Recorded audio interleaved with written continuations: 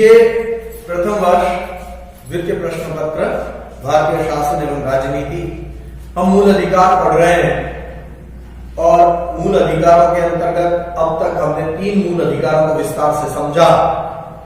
समानता का मूल अधिकार, स्वतंत्रता का मूल अधिकार और शोषण के विरुद्ध मूल अधिकार। अब हमें अन्य 3 मूल अधिकारों पर चर्चा करनी है। धार्मिक स्वतंत्रता का अधिकार, संस्कृति और शिक्षा संबंधी अधिकार और संवैधानिक उपचारों का अधिकार। धार्मिक स्वतंत्रता के अधिकार का उल्लेख संविधान के अनुच्छेद 25 से 28 में किया गया है और अनुच्छेद 25 में अंतःकरण की स्वतंत्रता दी गई है। इसके अंतर्गत कहा गया है कि सार्वजनिक व्यवस्था, सदाचार और स्वास्थ्य तथा इस भाग के अन्य उपबंधों के अधीन रहते हुए सभी व्यक्तियों को अंतःकरण की स्वतंत्रता तथा कोई भी धर्म अंगीकार करने, उसका अनुसरण एवं प्रचार करने का अधिकार प्राप्त होगा। सिखों द्वारा कृपाण धारण करना और लेकर चलना धार्मिक स्वतंत्रता का अंग माना गया है। और अनुच्छेद 25 में ही ये भी व्यवस्था की गई है कि जो हिंदू धर्म की सार्वजनिक प्रकृति की हिंदू धार्मिक संस्थाएं हैं, जैसे मंदिर और अन्य स्थान, वहां पर हिंदू समाज के सभी वर्गों को समान रूप से प्रवेश करने का अधिकार होगा। अर्थात इन संस्थाओं में हिंदू समाज के किसी भी व्यक्ति को प्रवेश करने से नहीं रोका जा सकता है। ये अनुच्छेद 25 अंतःकरण की स्वतंत्रता, जिसको हम कह सकते हैं हर एक व्यक्ति को अपने अंतःकरण के अनुसार पूजा उपासना करने की छूट होगी। संक्षेप में कहें तो हम ये कह सकते हैं। अनुच्छेद 26 जो धार्मिक स्वतंत्रता के अधिकार में है, क्योंकि 25 से 28 में है। दूसरा हिस्सा अनुच्छेद 26 धार्मिक मामलों के प्रबंध करने की स्वतंत्रता नागरिकों को दी गई है और इसमें यह कहा गया है कि धर्म संबंधी निजी मामलों का स्वयं प्रबंध करने का अधिकार है। धार्मिक संस्थाओं तथा दान से स्थापित सार्वजनिक सेवा संस्थाओं की स्थापना और उनके पोषण का अधिकार है। चल और अचल संपत्ति के अर्जन और स्वामित्व का अधिकार है और उस संपत्ति का विधि के अनुसार संचालन करने का भी अधिकार है। फिर अनुच्छेद 27 धार्मिक व्यय के लिए निश्चित धन पर कर की अदायगी से छूट प्रदान करता है और अनुच्छेद 28 जो महत्वपूर्ण है इस धार्मिक स्वतंत्रता के अधिकार में, और अनुच्छेद 28 ये व्यवस्था करता है कि सरकारी शिक्षण संस्थाओं में जो राजकीय निधि से चल रही है या राज्य के द्वारा मान्यता प्राप्त है, किसी भी शिक्षण संस्था में धार्मिक शिक्षा प्रदान नहीं की जाएगी या किसी को भी धार्मिक शिक्षा लेने के लिए बाध्य नहीं किया जाएगा। देखिए अनुच्छेद 28 से कहता है राजकीय निधि से संचालित किसी भी शिक्षण संस्था में किसी प्रकार की धार्मिक शिक्षा प्रदान नहीं की जाएगी। इसके साथ ही राज्य द्वारा मान्यता प्राप्त या आर्थिक सहायता प्राप्त शिक्षण संस्था में किसी व्यक्ति को किसी धर्म विशेष की शिक्षा ग्रहण करने के लिए बाध्य नहीं किया जा सकेगा। ये अनुच्छेद 28। तो ये धार्मिक स्वतंत्रता का अधिकार 25 से लेकर के 28, अनुच्छेद 25 से 28 के बीच में है। अब संस्कृति और शिक्षा संबंधी अधिकार जो अनुच्छेद 29 और 30 में दिया गया है। अनुच्छेद 29 ये कहता है कि नागरिकों के प्रत्येक वर्ग को अपनी भाषा, लिपि या संस्कृति सुरक्षित रखने का पूर्ण अधिकार प्राप्त है। और इसी तरह से अनुच्छेद 30 कहता है धर्म या भाषा पर आधारित सभी अल्पसंख्यक वर्ग अपनी रुचि की शैक्षणिक संस्थाओं की स्थापना कर सकेंगे, उसका प्रशासन कर सकेंगे और राज्य जब अनुदान देगा तो उसमें इस आधार पर किसी प्रकार का भेदभाव नहीं करेगा कि ये किसी धर्म या भाषा पर आधारित है, अल्पसंख्यकों की धर्म भाषा पर आधारित है, इस आधार पर उनके साथ किसी प्रकार का भेदभाव नहीं किया जाएगा। तो 2 हिस्से संस्कृति और शिक्षा संबंधी का है अनुच्छेद 29, जिसमें प्रत्येक वर्ग को अपनी भाषा, लिपि और संस्कृति को सुरक्षित रखने का पूर्ण अधिकार दिया गया है, और अनुच्छेद 30 जिसमें अल्पसंख्यकों को अपनी रुचि की शिक्षण संस्थाओं की स्थापना करने की छूट दी गई है और राज्य के द्वारा अनुदान देते समय उनके साथ किसी प्रकार का कोई भेदभाव नहीं किया जाएगा। तो ये संस्कृति और शिक्षा संबंधी अधिकार हुए अनुच्छेद 29 और 30। अनुच्छेद 31 में संपत्ति का मूल अधिकार था, जो मैंने आपको पहले ही बताया इसके पहले के अंक में कि 44वें संविधान संशोधन द्वारा मूल अधिकारों की सूची से हटा दिया गया। अनुच्छेद 300 में रखा गया पीछे, और इस कारण से वो एक कानूनी अधिकार है, वैधानिक अधिकार है, मौलिक अधिकार नहीं है। और अनुच्छेद 32 आता है उसके बाद संवैधानिक उपचारों का अधिकार, जो कि मूल अधिकारों का प्राण तत्व है। यदि किसी नागरिक का कोई मूल अधिकार बाधित हो जाए, सीमित हो जाए, कोई उसमें बाधा डाले, तो नागरिक इन संवैधानिक उपचारों के अधिकार के माध्यम से अपने उन मूल अधिकारों की पुनः प्राप्ति कर सकता है। इसलिए वो बहुत ज्यादा महत्वपूर्ण है। और इसीलिए डॉक्टर भीमराव अंबेडकर ने संविधान सभा में कहा भी था कि यदि कोई मुझसे ये पूछे कि संविधान का वह कौन सा अनुच्छेद है जिनके बिना संविधान शून्य प्राय हो जाएगा, तो इस अनुच्छेद 32 को छोड़कर मैं और किसी अनुच्छेद की ओर संकेत नहीं कर सकता। यह तो संविधान का हृदय तथा आत्मा है।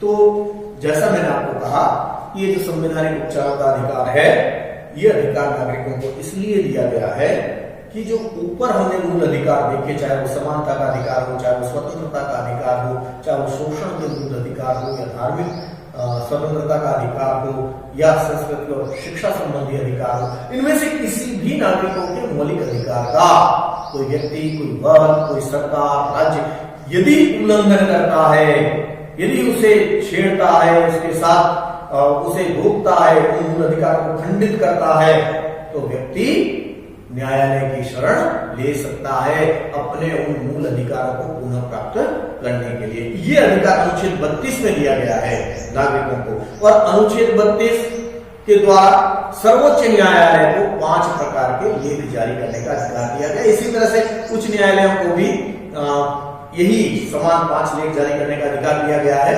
जिसके द्वारा वो नागरिकों के मौलिक अधिकार पुनः प्रदान करते हैं। तो अब समझने की बात है कि वो 5 प्रकार के लेख कौन कौन से हैं। उनमें बंदी प्रत्यक्षीकरण, परमादेश, अधिकार प्रथा, उत्प्रेषण और प्रतिषेध, ये 5 प्रकार के लेख है जो कि सर्वोच्च और उच्च न्यायालय नागरिकों के मौलिक अधिकारों की पुनः प्राप्ति के लिए जारी कर सकते हैं। हम एक एक करके इन लेखों पर चर्चा करेंगे, इस रिट पर चर्चा करेंगे। सबसे पहले बात आती है बंदी प्रत्यक्षीकरण की। बंदी प्रत्यक्षीकरण वह लेख है जो उस समय जारी करवाया जाता है जब किसी नागरिक का स्वतंत्रता का मौलिक अधिकार बाधित हो, यानी किसी व्यक्ति को अवैध रूप से बंदी बना लिया जाए, तो वह व्यक्ति स्वयं अथवा उसका कोई रिश्तेदार या मित्र सर्वोच्च या उच्च न्यायालय से बंदी प्रत्यक्षीकरण का लेख जारी करवा सकते हैं। इस लेख के द्वारा न्यायालय ये पूछता है, ये जांच करता है कि वास्तव में उसे अवैध रूप से बंदी बनाया गया है या नहीं, और इसके लिए वो आदेश देता है कि बंदी बनाए गए व्यक्ति को न्यायालय के समक्ष अमुक समय उपस्थित किया जाए। न्यायालय जांच करता है कि उसे वास्तव में अवैध रूप से बंदी बनाया गया या नहीं, और यदि जांच में पाता है कि वास्तव में उसे अवैध रूप से बंदी बनाया गया है, तो उसे तुरंत रिहा करने के आदेश देता है, और जिसने अवैध रूप से बंदी बनाया है उसके विरुद्ध कार्रवाई की जाती है। तो ये बंदी प्रत्यक्षीकरण का लेख है। दूसरा लेख होता है परमादेश। परमादेश नाम से पता चल रहा है आदेश के ऊपर का आदेश। यदि सार्वजनिक लाभ के पद पर बैठा कोई व्यक्ति अपने लिए निर्धारित उत्तरदायित्वों को पूरा नहीं करे और उसके कारण किसी व्यक्ति का मौलिक अधिकार बाधित हो रहा हो, तो वह व्यक्ति जिसका मौलिक अधिकार बाधित हो रहा है न्यायालय में जा सकता है। सर्वोच्च या उच्च न्यायालय परमादेश का लेख जारी करके संबंधित व्यक्ति को, सार्वजनिक लाभ के पद पर बैठे व्यक्ति को आदेश देते हैं कि वह उनके लिए निर्धारित उत्तरदायित्वों को पूरा करें, जिससे कि उस नागरिक के मौलिक अधिकार की प्राप्ति हो सके। ये परमादेश का लेख है। फिर तीसरा आता है अधिकार प्रथा, जिसको कोवारंट को कहते हैं इंग्लिश में, और इसका शाब्दिक अर्थ होता है किस अधिकार से। यदि कोई व्यक्ति निर्धारित योग्यता के बिना किसी सार्वजनिक लाभ के पद को धारित कर दे, तो यह अधिकार प्रथा का लेख जारी करवाया जाता है, और जिसके द्वारा यह आदेश न्यायालय देता है संबंधित व्यक्ति को, सार्वजनिक लाभ के पद पर बैठे व्यक्ति को, कि वह किस योग्यता से इस पद को धारित किए हुए हैं, और जांच करता है न्यायालय कि वास्तव में उस पद के योग्य है या नहीं। यदि जांच में पाते हैं कि संबंधित व्यक्ति अवैध रूप से उस पद को धारित किए हुए हैं, वह उस पद के योग्य नहीं है, तो उसे तुरंत पद से हटाने के आदेश जारी किए जाते हैं।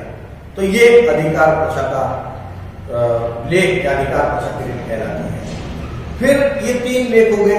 पीछे के 2 लेख प्रतिषेध और उत्प्रेषण, ये लेख उच्च या उच्चतम न्यायालय अधीनस्थ न्यायालयों को जारी करते हैं और उस समय करते हैं जबकि अधीनस्थ न्यायालय उन मामलों में सुनवाई करने लग जाए जो वास्तव में उनके अधिकार क्षेत्र में नहीं है। तो उच्च या उच्चतम न्यायालय प्रतिषेध के लेख के माध्यम से अधीनस्थ न्यायालयों को आदेश देते हैं कि संबंधित विवाद, संबंधित मामला, संबंधित प्रकरण आपके अधिकार क्षेत्र में नहीं है, आप तुरंत सुनवाई बंद कर दीजिए।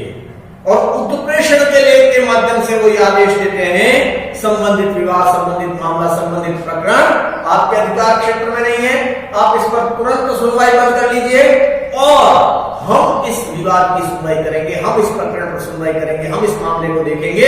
इसलिए इस मामले से संबंधित, इस प्रकरण से संबंधित सारी फाइलें हमारे पास भेजिए। उत्प्रेषण, ऊपर भेजना। तो ये उत्प्रेषण के लेख के माध्यम से मना भी करते हैं और उस पूरे प्रकरण को अपने पास मंगवा देते हैं सुनवाई के लिए। तो ये 5 प्रकार के लेख बंदी प्रत्यक्षीकरण, परमादेश, अधिकार परीक्षा, प्रतिषेध और उत्प्रेषण सर्वोच्च और उच्च न्यायालय के द्वारा जारी किए जाते हैं नागरिकों के मौलिक अधिकारों की प्राप्ति के लिए। तो हमने उन 6 मौलिक अधिकारों को विस्तार से समझा। अब इसकी समीक्षा करें, मूल्यांकन करें तो कुछ लोग ये कहते हैं कि मूल अधिकारों के साथ बहुत से प्रतिबंध लगे हुए हैं, ये निरपेक्ष शब्दावली में नहीं है, इसलिए आलोचना की जाती है, आलोचक आलोचना करते हैं। पर निरपेक्ष शब्दावली में अधिकार दिए ही नहीं जा सकते, क्योंकि यदि निरपेक्ष शब्दावली में अधिकार दे दिए जाएंगे तो उसके दुरुपयोग होने की आशंका रहेगी। आलोचक ये भी आलोचना करते हैं कि बहुत से अधिकारों को इस सूची में नहीं रखा गया, खास करके काम के अधिकार की बात वो करते हैं कि रोजगार दिया जाएगा सबको, जो साम्यवादी देशों में होता है। पर यह भी संसाधनों को देखते हुए इस आलोचना को भी स्वीकार नहीं किया जाता। एक आलोचना ये की जाती है कि संकट काल में मूल अधिकारों के स्थगन की व्यवस्था है जो ठीक नहीं है। पर हम जानते हैं कि संकट काल सुरक्षा की मांग करता है, अधिकारों की नहीं, तो इसलिए इस आलोचना को भी स्वीकार नहीं किया जाता। कुल मिलाकर के हम ये कह सकते हैं कि नागरिकों की स्वतंत्रता की सुरक्षा के लिए, राज्य की निरंकुशता को रोकने के लिए और एक व्यक्ति के व्यक्तित्व का सर्वांगीण विकास हो सके, इस दृष्टि से देखें तो भारतीय संविधान के द्वारा जो नागरिकों को मौलिक अधिकार प्रदान किए गए हैं वो पर्याप्त हैं और प्रभावी तरीके से लागू हो रहे हैं।